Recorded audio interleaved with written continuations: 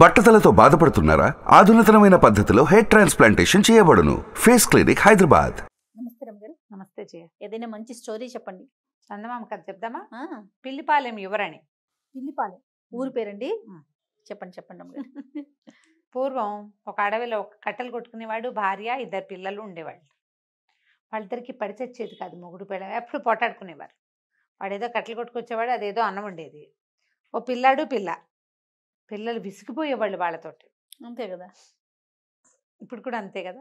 ఇప్పుడు చూడు, ఈ కథని ఇవాళ జీవితానికి కనుక మనం దానికి అన్వయించుకుంటే, ఇలా అమ్మా నాన్న చెరో పక్కకి లేచక్కపోతే పిల్లల పరిస్థితి ఏంటి? ఎంత కష్టమో పాపం కదా. ఈ కథ అదే. అయితే ఏమైంది, తెక్కొట్టుకునేవాళ్ళు, ఎటాకొట్ట కలిసి ఉండేవాళ్ళు. కొంతకాలం పోయాక పిల్లకి ఓ 10-12 ఏళ్ళు వచ్చినాయి, పిల్లాడికి ఓ 15 ఏళ్ళు వచ్చినాయి. ఇంతంత పిల్లలు అయ్యాక అసలు కొట్టుకోవచ్చా? ఎవరో ఒకళ్ళు రాజీ పడాలా, లేదా ఇద్దరూ రాజీ పడాలి. కొట్టుకుని ఆడన్నట్ట నీతో కాపురం చేసే బదులు అడవిలో కట్లు కొట్టుకోవటం నయం అని వెళ్ళిపోయాట. ఉత్తరం వైపుగా ఆయన వెళ్ళిపోతే, నేను మాత్రం ఉంటానా, నేనేముంటాను, నీతో పాటు నేను పోతే పో, నేను కూడా పోతానని పెళ్ళాన్ని దక్షిణం వైపుకి వెళ్ళిపోయింది.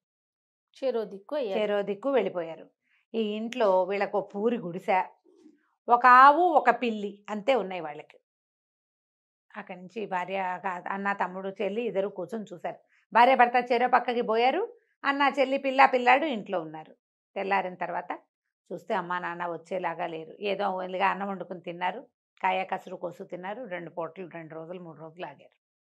ఆగేసరికల్లా ఏమైంది, పిల్లాడు అన్నాడు, ఏమే చెల్లాయి, వాళ్ళు వచ్చేలాగా లేరు, నేను ఈ అడవిలో ఉండలేను, మనకు 2 ఉన్నాయి, ఒకటి ఆవు ఒకటి పిల్లి. ఆవుని నేను తీసుకుంటా, పిల్లి నువ్వు తీసుకో, నా దారిని నేను పోయి నా వాళ్ళు వచ్చినా సరే నేను వాళ్ళతో ఉండను.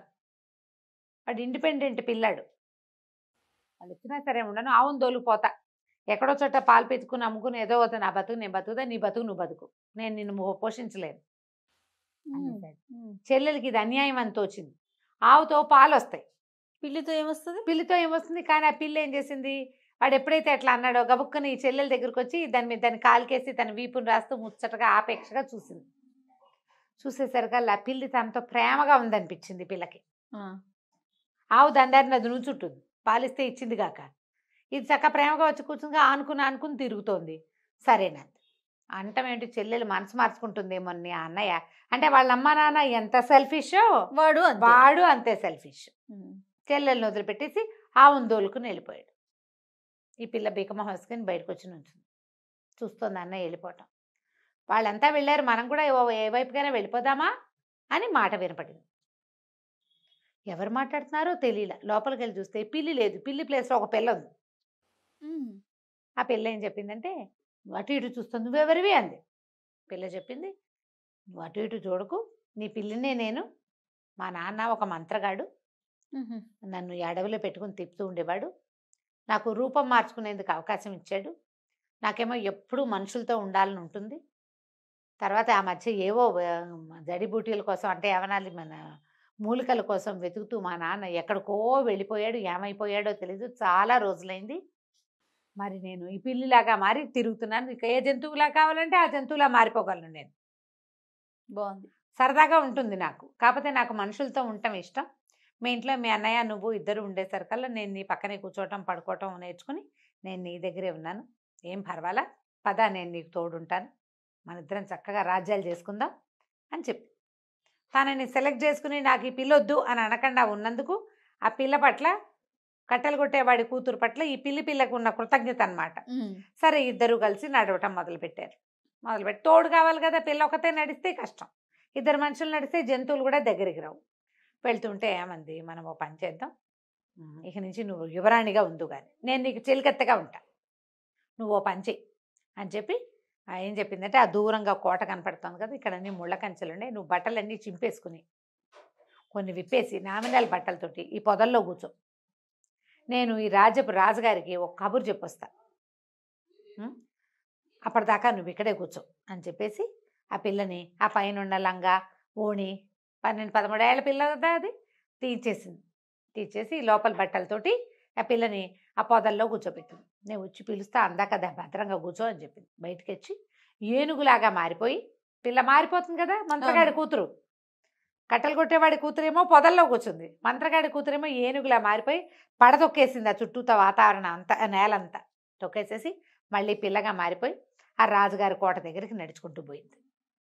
పోయి సైనికుడితో చెప్పింది, "ఈ రాజుగారిని కలవాలి, మా యువరాణి మేము వాక్యాలకి ఎటో బయలుదేరితే దొంగలు దోచుకున్నారు, యువరాణి పొదల్లో కూర్చుంది, మాకు సహాయం కావాలి, అందుకోసం అని వచ్చాను, పిలిపాలెం యువరాణి గారి చెలికత్తని" అని చెప్పింది. సరే అక్కడి నుంచి ఏమిటో యువరాణి అంటోంది, ఈ అమ్మాయి ఎవరో చూడడానికి బాగుందని ఏం చేశారు వాళ్ళు, లోపలికి కబురు చేశారు. అంతఃపురానికి కబురు వెళ్ళింది, ఆడపిల్ల వచ్చింది కాబట్టి యువరాజు వచ్చాడు. ఏమిటి అంటే, పిలిపాలెం యువరాణి గారండి, మేమేమో ఎక్కడికో బయలుదేరేసరికి దొంగలు దోచుకున్నారు, చాలా అతి కష్టం మీద పారిపోయాం, మా జనం అంతా కకావికలై పారిపోయారు, ఎవరెడు పోయారో తెలీదు, నేను యువరాణి మిగిలిపోయాం, వాళ్ళు బట్టలు లాగేశారు, ఈ లోపల మేము వీరోచితంగా యుద్ధం చేసి తరిమేశాము, పిల్ల మాత్రం మా యువరాణి మాత్రం పొదల్లో ఉండిపోయింది, సహాయం చేయండి అంటే రాణింది, అయ్యో అయ్యో యువరాణిట ఆడపిల్ల అట ఎట్టా పొదల్లో ఉంటుంది, సరే కొన్ని బట్టలు తీసుకెళ్ళండి, రాజోచితమైన బట్టలు తీసుకెళ్ళండి, నువ్వు వెళ్ళి మాట్లాడిరా అని కొడుకునిచ్చి పంపించు. యువరాజు వచ్చి చూసి, అబ్బో ఇదేదో చాలా పెద్ద యుద్ధం జరిగింది నాడు, ఏనుగు తొక్కేసింది కదా, ఏనుగు తొక్కిడేటా ఉంటుంది, చాలా పెద్ద యుద్ధం జరిగింది, బోలంత పెద్ద యుద్ధం జరిగిందండి, మా వాళ్ళు కొంతమంది చనిపోయారు కూడా, మిగిలిన వాళ్ళు వాళ్ళని మోసుకుపోయారు అన్నది. సరే బట్టలు తీసుకెళ్ళి యువరాణి, ఈ అమ్మాయి ఏం చేసింది, మీరు ఇక్కడే ఉండండి నేను వెళ్తానండి, బట్టలు పుచ్చుకుని ఆ పొదల లోపలికి వెళ్ళి అక్క అక్క అని కేకేసి బట్టలు వేసేసుకో అని చెప్పి మంచి బట్టలు తొడిగించింది. పిల్ల కొంచెం చూడ్డానికి బాగుంటుంది, 13 ఏళ్ల పిల్ల అంటే కొంచెం నైస్ ఉన్నబడిపోయింది అప్పటికే పిల్ల. బట్టలు వేసేసుకో, నువ్వెవరైనా అడిగితే పిల్లిపాలెం యువరాణిని చెప్పు. కట్టెలు కొట్టేవాడి కుదిరి భయం వేసినమ్మో, యువరాణిలాగా ఉండటం ఏమిటే నీ దుంపదేగా, నాకు తెలీదే అట్లా ఎట్లా ఉండాలంటే, ఏం పర్వాలా నువ్వు ఎలా ఉంటే అలా ఉంటే, మా ఊళ్ళో అంతే అని చెప్పు, పిల్లిపాలెంలో అంతే అనాలి అని చెప్పింది. అంతే. అక్కడి నుంచి బయటికి తీసుకొచ్చింది. యువరాజు ఆశ్చర్యపడిపోయి, ఎంత బాగుంది అని, ఇంతకీ మీరు ఎక్కడికి బయలుదేరారు అనగానే పిల్ల ఏడవటం మొదలుపెట్టింది. ఎక్కడికి బయలుదేరారో ఏం చెప్తుంది, వెంటనే ఈ చెలికెత్తుందిగా మంత్రగాడి కూతురు, అది అందుకొని, ఇప్పుడు ఏం అడగద్దండి, చాలా డిస్టర్బ్ అయిపోయింది యువరాణి, దిగులు పడిపోతుంది, అసలు ఇంటికి వెళ్ళే దారి కూడా ఆవిడే మర్చిపోయింది, నేను మర్చిపోయాను, కొద్ది రోజులు స్థిమితపడినామండి, నేను నిదానంగా కనుక్కుంటాను, నేను చెప్తాను మీకు అన్నది. అనగానే ఈయన ఏం చేశాడు, ఓ పల్లకి తీసుకొచ్చారు, యువరాణిని అందులో కూర్చోబెట్టారు, మంత్రగాడి కూతురు చెలికెత్త కదా పక్కన నడుచుకుంటూ పోయింది. లోపలికి వెళ్ళారు. వెళ్ళిన తర్వాత సరే కొంచెం ఈ అమ్మాయి పద్ధతులు కొన్ని వాళ్ళవి వింతగా ఉండేవి, మా ఊళ్ళో అంతే అనేది. ఈ అమ్మాయి నిజంగా సుకుమారి అవునా కాదా అనేవి తెలుసుకోవటం కోసం ఈ పిల్ల ఈ విధంగా దీనికి రకరకాల పరీక్షలు పెట్టారు వాళ్ళు. ఈ మంత్రగాడి కూతురు ఉంది కదా, అది ఈగలాగానో దోమలాగానో పీలికలాగానో ఎలాగోలాగా చిలకలాగానో మారి యువరాణి చుట్టుపక్కలే ఉంటూ కాబట్టి ఇగో అది తినబోక, అది రాణులు తినేది కాదు అని చెప్తుంది అనమాట. ఒక స్వీట్లు చేశారు, అది ఇక్కడ అంటే కొంతమంది రాజులు తినకూడని పదార్థాలు కొన్ని ఉంటాయి కదా, ఆ పిల్ల అవి తినేది కాదు, ఇది చిలక రూపంలో కూర్చుని అది తినద్దు అని దీనికి వినపడేలాగా చెప్పేసింది. ఇంకా వస్తువు తినకుండా ఉండేది. యువరాణి లక్షణాలు కనపడుతున్నాయి. ఓసారి ఏం చేశారు, ఒక పూచిక పుల్లని పరుపు కింద పెట్టారు. మర్నాడు పొద్దున్నే రాణిగారు అడిగింది, అమ్మ రాత్రి నిద్ర బాగా పట్టిందంటే, ఏమోనండి మంచ కింద పరుపు కింద ఏదో రోకల బండ ఉన్నట్టుంది, ఎంత గుచ్చుకుందో, ఆ పక్కకి ఈ పక్కకి పడిపోతూనే ఉన్నాను, రాత్రి అంతా నిద్రే పట్టలేదంటుంది. అమ్మో పిల్ల చాలా సుకుమారి, యువరాణులు అలా ఉంటారు. అట్లా మెల్లిగా ఫిక్స్ అయింది. కొంచెం అమ్మాయి నవ్వుతూ మామూలుగా మాట్లాడుతుండే సరికల్ మీ ఊరెక్కడ అని పీడించడం మొదలుపెట్టారు. అడుగుతారు కదా, అడిగేసరికి ఈ అమ్మాయి ఏమో ఒకరోజు ఏడ్చింది. ఆ పిల్ల మంత్రగాడి కూతురు దగ్గర, వస్తే ఇట్లా చేసావు, వీళ్ళేమో మీ ఊరు ఎక్కడ, మీ కోట ఎక్కడ, మీ కోట ఉందా పదా మీ కోటకు అంటున్నారే, ఇప్పుడు ఎట్లాగే అంటే, ఏం పర్వాలా మన కోట కూడా ఒకటి ఏర్పాటు చేస్తాను, 2 రోజులు భద్రంగా ఉండు, అలవాటైంది కదా ఉండు, నేను చూసొస్తానండి. అది పోయింది అటు ఇటు, అది చిలకలాగా మారి అటు ఇటు వెతుక్కుంటూ వెళ్తే ఈ ఊరికి రాజుగారి కోటకి ఒక 5 ఆమడల దూరంలో ఒక పురాతనమైన కోట ఒకటి ఉంది. దాని చుట్టూ అన్ని పల్లెటూళ్ళు ఉన్నాయి. ఈ కోటలో ఏంటంటే రాజులు ఎప్పుడో పోయారు, పాడుపడింది కోట, కొంచెం పాతబడింది, పాడు కాదు పాతబడిపోయింది. ఎవరూ లేకపోయేసరికల్లా ఆ కోటలో ఒక రాక్షసి దాన్ని ఆకట్టుకుని ఉంది. అదేంటంటే రాత్రిళ్ళు అక్కడ ఉంటుంది, పగళ్ళు ఉండదు. బయటికి వెళ్ళేటప్పుడు తలుపేసుకెళ్తుంది, తన తలుపు తీసుకుని లోపలికి వచ్చి తెచ్చుకున్న పదార్థాలు పెట్టు తిని తెల్లవార్లు పగలల్లా పడుకుంటుంది. రాత్రి అయ్యేసరికి బయటకు వెళ్తుంది. 2 పూటలు అక్కడ కాపలా కాసి ఈ చిలక రూపంలో ఉన్న ఈ మన మంత్రగాడి కూతురు ఈ కథ అంతా తెలుసుకొని ఏం చేసింది, ఎప్పుడైతే ఈ రాక్షసి బయటికి వెళ్ళిందో అది లోపలికి పోయి ఆ గడి లోపల నుంచి వేసేసుకుంది. తెల్లవారుజాము అయ్యేసరికల్లా రాక్షసి ఆహారం తెచ్చుకుంటుంది. దానికి ఎండ పడదు. ఓహో. పగలు నిద్రపోపైనా ఈ లోపల ఉంటుంది, ఎండ రాకుండా చూసుకుని ఉంటుందన్నమాట.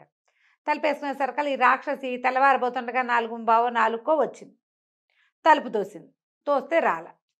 తెల్లబోయింది రాక్షసి. ఇదేమిటి, నేను బయట గడి పెట్టి వెళ్తే లోపల ఎవరు గడి పెట్టారు? అక్కడి నుంచి తలుపులు కొట్టింది, దబా దబా బాధింది. ఎవరంటే ఈ చిలక, ఈ పిల్ల చెప్పింది, మంత్రగాడి కూతురు. నేను చిట్టిగారని అంది. చిట్టిగారే. ఓహో. చిట్టిగారులు అంటే ఎంతంత ఉంటాయి? చిట్టిగారు అంటే వసే చిట్టిగారే నువ్వుటే ఎందుకే లోపలికి వెళ్ళావు, తలుపు ఎందుకు వేసావే, తీవే ఎండొచ్చేస్తుందే అని కేకేసింది. ఎండ రావడానికి ఏముంది లేదు, నా సంగతి వినవా, నా కథ విన్నాక తలుపు తీస్తా. సరే ఏమిటి కథ అంటే, నేనేమో మొదట పప్పుని, నేను గింజని, నన్ను దంచారు, చెరిగాక నానబెట్టారు, తర్వాత పొట్టు తీశారు, ఆ తర్వాత రుబ్బారు, రుబ్బి అని చెప్తే సర్కాలు నువ్వు నీ రుబ్బుడు తగలయ్యా, ఆపవే కథ, తలుపు తీయవేను. చీచి నా కథ డిస్టర్బ్ చేసావు, ఉండు అసలు నేను సంగతి చెప్పాలని మళ్ళీ స్టార్ట్ చేసింది. నేనేమో మొదటి గింజని, నన్నేమో దంచారు, నన్నేమో చెరిగారు, నన్నేమో ఆ తర్వాత నానబెట్టాక పొట్టు తీశాక రుబ్బి అని చెప్పడం వల్ల రుబ్బడంలోనే ఉంది. వసే నీ కథ ఎప్పటికీ అవదేమిటే అనగా నన్ను డిస్టర్బ్ చేసావు, నేను మొదటి నుంచి చెప్తాను మళ్ళీ మొదలు. ఇక ఎన్నిసార్లు చెప్పిందో, నేను మొదటి గింజని దగ్గర స్టార్ట్ చేస్తుంది. ఈ లోపల ఏమైంది, ఓ పక్కన అదేమో ఎండాకాలం, శీతాకాలం అయితే సూర్యుడు నిదానంగా వస్తాడు. మంచి ఎండాకాలంలో ఏమవుతుంది, రావడం మొదలు వెలుగు వచ్చేస్తాం. సూర్యుడు రావడం మొదలెట్టేసరికి కేకలు పెట్టింది, అరిచింది, బతిమాలింది, భంగపడింది. ఏం చేసినా వసే చిట్టిగారే తలుపు తీవే, బంగారు పిల్లవు కదా నువ్వు, నీకు కనకపు సింహాసనం చేయిస్తానే, లోపల బోళ్ళని వజ్రాలు వైడూర్యాలు ఉన్నాయి, అవన్నీ ఇస్తానే, తలుపు తీవే అని బతిమలాడి చచ్చిన ఆ కోట తలుపు మాత్రం తీలాదు. ఇంతలో బాగా ఎండొచ్చి, సూర్యుడు కనపడేసరికల్లా ఈ నుంచున్న రాకాసంతా ఇట్లా కరిగి ప్రవహించేసి ముద్దలా తయారైంది, బూడిదైపోయింది. అది ఎండ పడితే బతకదు. పూర్తిగా గొడవ బయట సందడంతా సమసిపోయాక అప్పుడు తలుపు తీసి చూస్తే ఇంకేముంది, మొత్తం పెద్ద బూడిద గుట్టుంది. ఇదేం చేసింది, లోపల నుంచి చెంబులతో బిందెలతో నీళ్లు తెచ్చి మొత్తం నీళ్ళన్నీ దిమ్మరించి ఆ బూడిదంతా తడిపేసేసి మట్టిలో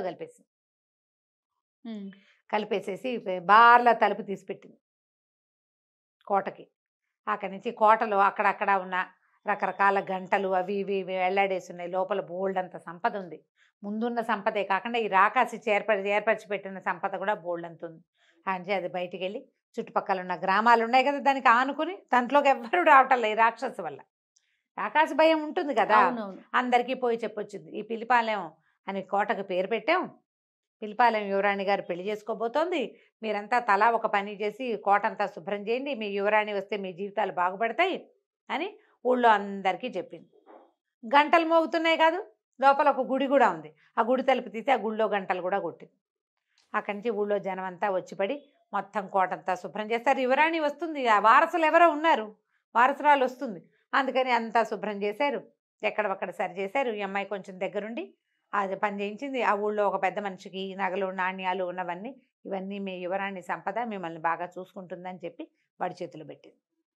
అక్కడి నుంచి చిలకలాగా మారి ఎగురుకుంటూ వచ్చేసేసి మంత్రగాడికి, అదే మన కొట్టలు కొట్టేవాడి కూతురు చెప్పింది, నువ్వు పిలిపాలెం యువరాణివి, నీకు పిల్లిపాలెం కోట కూడా సిద్ధమైంది, నీకు వచ్చిన భయమేమీ లేదు, మీ ఇల్లు ఎక్కడ అంటే తీసుకెళ్ళి చూపిద్దాం, పెళ్లి చేసుకుంటానంటే చేసుకుందు కానీ అన్నది. ఇంతలో రాజకుమారుడి పిల్లని చేసుకుంటానన్నాడు. ఈ అమ్మాయికి తెలుసు రాజకుమారుడు ఎంతసేపు వచ్చి చూస్తూ ఉండేవాడు, అబ్బాయిలు చూసే చూపులు ఆడపిల్లలకు తెలియకుండా ఉండవు. చేసుకుంటానంటే రాజు రాణి అన్నారు. ఒరే పెళ్ళైతే మనకు దొరికింది, బాగుంది, చెలికత్తుంది, వాళ్ళ ఇల్లు వాకిలి ఊరు వాడు మనకేమీ తెలియదురా అంటే, ఈ పెళ్ళబోయి ఏం చెప్పిందంటే, ఎందుకు తెలియదండి, ఇక్కడికి 5 ఆమడ్ల దూరంలో ఉంది, మేము షాకు గురై మర్చిపోయాము, ఇప్పుడు గుర్తొచ్చింది, మా దారంతా మా రోడ్డంతా బాగున్నాయి, కావాలంటే ఎవరైనా పంపించండి, మీ చిన్న అబ్బాయిని పంపండి, తీసుకెళ్ళి చూపిస్తానని రాజుగారి చిన్న కొడుకుని వెంటేసుకుని తీసుకెళ్ళి చూపించింది. కోటలో మరమ్మతులు జరుగుతున్నాయి, పెళ్లికి సిద్ధమవుతోంది, కొంత మటుకు శుభ్రపడిపోయింది, చక్కగా ముత్యాల తోరణాలు, లోపల పెద్ద గుడి. ఇన్ని చూసేసరికల్లా రాజకుమారుడు ఆశ్చర్యపోయాడు. ఓ ఇదంతా మీ యువరాణిదేనంటే, కావాలంటే నాది కూడాను, మేమిద్దరమే దీనికి వారసులమని చెప్పింది. చెప్పేసరికల్లా వాడి ఇంటికి పోయి, అమ్మ దీన్ని పెళ్లి చేసుకుంటాను నేను, వాళ్ళది పెద్ద కోట అని చెప్పంగానే రాణిగారు సంతోషించి పెద్దమ్మాయినేమో మంత్రగాడి కాదు కట్టెలు కొట్టేవాడి కూతురునేమో పెద్ద కొడుక్కి, మంత్రగాడి కూతురునేమో చిన్న కొడుక్కి పెళ్లి చేసి ఈ పిల్లిపాలెం యువరాణిని ఆవిడ చెలికత్తని పిల్లిపాలెనికి పంపించారు. చక్కగా కోటను సొంతం చేసుకుని హాయిగా ఉన్నారు. ఇది ఒక ఇంగ్లీష్ కథకి అనువాదం నేను అనుకోవటం. ఒక అబ్బాయికి పిల్లి దొరుకుతుంది, ఆ అబ్బాయితో పిల్లి ఏం చేసింది, క్యాట్ ఇన్ పుస్సీ ఇన్ బూట్సో ఏదో కథ ఇలా రాశారనమాట. ఇంచుమించు 69 ఆ ప్రాంతంలో రాయబడిన కథ. ఓకే, టైటిల్ చాలా బాగుంది. ముందు పిల్లిపాలెం యువరాణి. రైట్ రామ్ గారు, నమస్తే. నమస్తే. సుమన్ టీవీలో మీ పర్సనల్ అండ్ బిజినెస్ ప్రమోషన్స్ కోసం కింది నెంబర్కి కాంటాక్ట్ చేయండి.